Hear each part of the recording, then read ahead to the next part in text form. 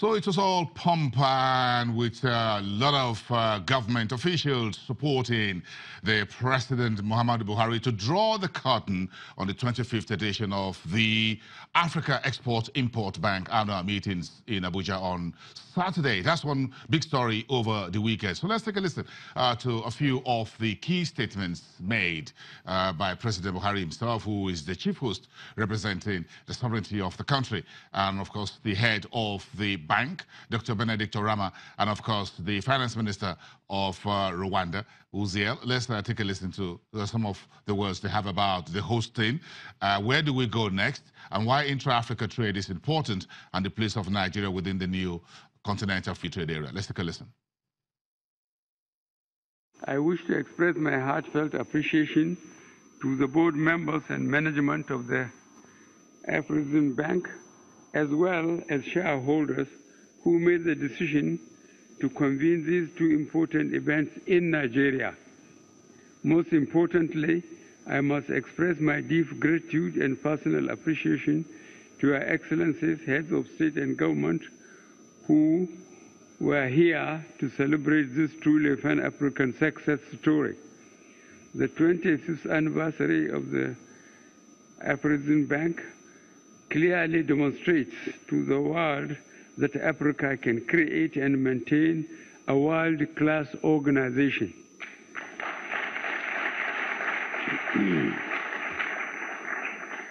Since inception, Afreximbank has grown to become a global powerhouse for development, facilitation, promotion, and financing of African trade. Just 2 days ago, I had the pleasure of hosting the board of Afreximbank. I was pleased to hear firsthand the positive impact the bank has made to date. I was particularly encouraged by their plans for inclusive growth and sustainable development in Africa's economies. This was the vision of the bank's founding fathers.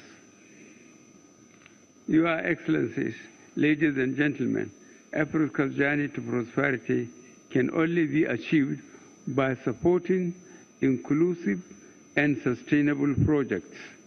We must therefore congratulate and continue to support Afreximbank to deliver on this mandate. Permit me to also express my appreciation to our member states for their trust and steadfastness in supporting the efforts of Afreximbank. This support is not just manifested by financial investment in the bank, but by creating an environment for progress through infrastructure-driven growth. Our government has adopted a policy of inclusive economic growth. We are determined to attain this by reducing our over-reliance on crude oil. To date, we have invested aggressively in infrastructure to support our growth potential in agriculture and solid minerals. We are also empowering many Nigerian entrepreneurs in the entertainment and digital economies, to mention a few. Our government stands to enable those who can help themselves, but is equally committed to supporting those who can't. This is why we introduced our social investment program, which is charging lives through school feeding, conditional cash transfers, and youth empowerment, among others. In Africa, Nigeria has a very unique and important role to play. We are a vast nation of nearly 200 million people, with diversity of language, culture, natural endowments, and aspirations. However, what we all have in common is that at all levels, Nigeria is a trading nation. No nation can survive on its own. Trading is important, and the terms of trade are important. Therefore, there is a need to ensure our national interests as well as our regional and international obligations are balanced. Accordingly, I directed the relevant agencies to conduct intensive and extensive consultations across the nation on the Continental Free Trade Agreement. Nigeria is a federation of 36 states plus Federal Capital Territory Abuja, 774 local governments, and millions of interested stakeholders who must be consulted with and listened to in order to ensure an optimum outcome.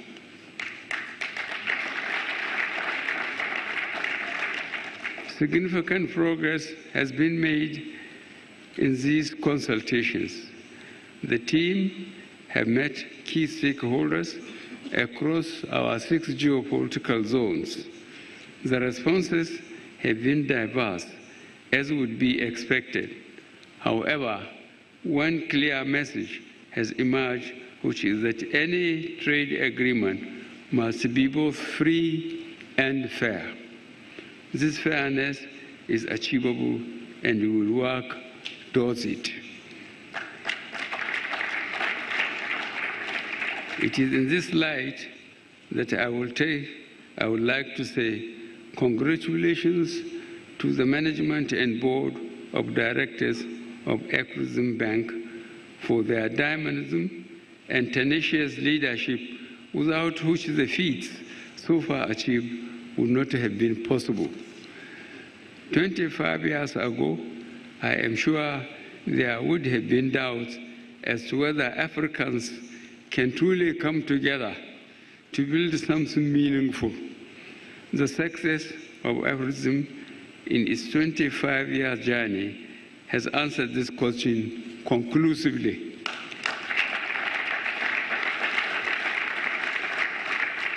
It is now my pleasure to declare open the 25th General Meeting of Shareholders of the African Export-Import Bank.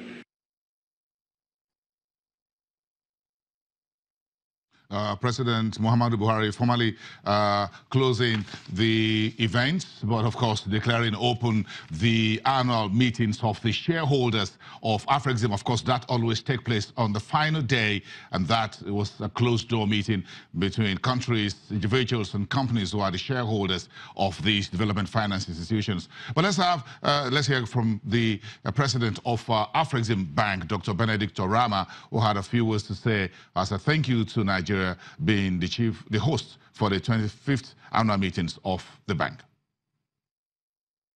Mindful that the inter-African trade cannot flourish without a strong industrial base, we are pressing ahead with our efforts to support the development of industrial parks and export processing zones across Africa.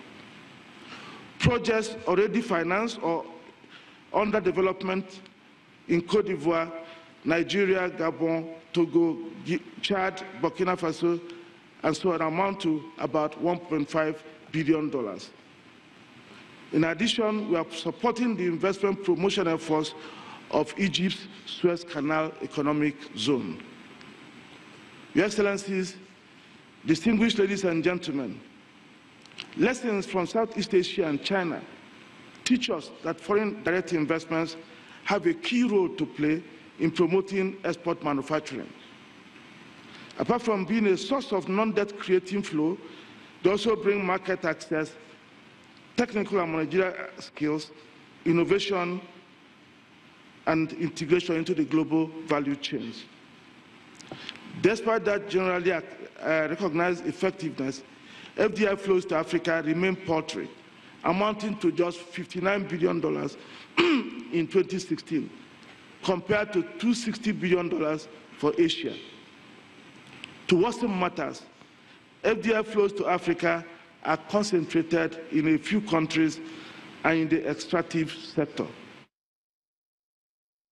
One of the top government officials at the closing ceremonies on Saturday of the AFREXIM 2018 annual meetings for the 25th celebrations of the DFI was the Finance Minister of Rwanda, the Honorable Minister Uzziel Ndajigamana. Let's take a listen as he wraps up a few words to close those ceremonies and head to the next one.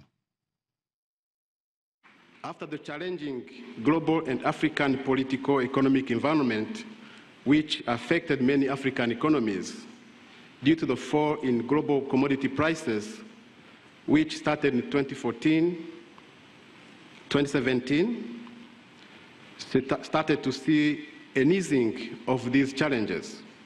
This was particularly the case for the oil-producing countries on the continent, as oil prices started to pick up, while robust growth in China helped in the improvement of demand for other commodities. This is certainly good news for the continent, and I'm delighted to report that Afreximbank played the role for which it was created with distinction by helping convert what could have been bad when the economic storms hit into a more managed correction. The counter-cyclical trade liquidity facility, which was put in place in December 2015, was developed for the purpose of availing foreign currency liquidity to African central banks to cushion them from the impact of adverse economic conditions. The program was a resounding success and came to an end in December 2017, having served its purpose. A cumulative amount of $10.5 billion was disbursed by the end of 2017 under this product, which went a long way towards stabilizing the economies of the beneficiary countries. The bank has also started implementing measures aimed at reducing the impact of future global storms on the continent. Thus, the bank has started implementing its 5th strategic plan, which, as was reported last year, covers the period from 2017 to 2021.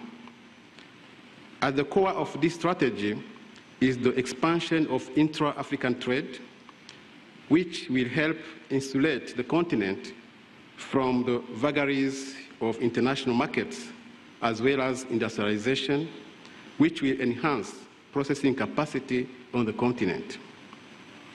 This will not only support intra-African trade, but also reduce the over-dependency on primary commodities. The enhancement of industrialization processing, which would create jobs and grow the tax base of our countries, is one which will also go a long way towards bringing to an end one of the most serious tragedies of our time, that of our young men, women, and children dying in the seas that separate Africa and Europe, and which, with some ending up under slavery conditions. This crisis is really one of lack of employment opportunities for our young people. The strategic plan, which our bank is implementing, therefore, has initiatives aimed at directly solving this problem, which include: 1, establishing export processing centers; 2, a project preparation fund for financing the development of bankable projects; and 3, a venture capital fund aimed at providing equity support for exporters on the continent. A few words from top government officials wrapping up the 2018 annual meetings of Africa Export-Import Bank. Let's come back to you after the break, the final lap of Business Morning.